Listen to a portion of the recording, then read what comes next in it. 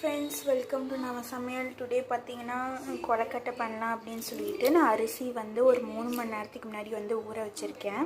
அதை இப்போ எப்படி பண்ணலான்னு பார்க்கலாம். நான் ஒரு 2 டம்ளர் எடுத்து ஊற வச்சுருக்கேன். அதை அரைச்சி நல்லா தண்ணியோட்டு நல்லா அரைச்சி எப்படி பண்ணலான்னு பார்க்கலாம். வாங்க வீடியோக்குள்ளே போகலாம்.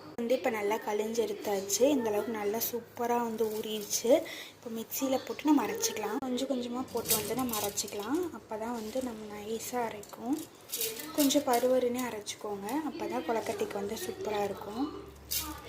நான் அரைச்சிட்டு காமிக்கிறேன். போட்டாச்சு. இது நல்லா நான் அரைச்சி எடுத்துக்கலாம். கொஞ்சம் பருவருன்னு அரைச்சா தான் நல்லாயிருக்கும் கொலக்கட்டைக்கு. அதனால் அரைச்சிட்டு காமிக்கிறேன். வாங்க கொஞ்சம் போட்டு அரைச்சிக்கலாம். நல்லா இதே மாதிரி பருவருன்னு கொஞ்சம் அரைச்சிக்கோங்க. அப்போ தான் கொலக்கட்டை செய்கிறதுக்கு சூப்பராக இருக்கும். நல்லா சாஃப்டாகவும் வரும்.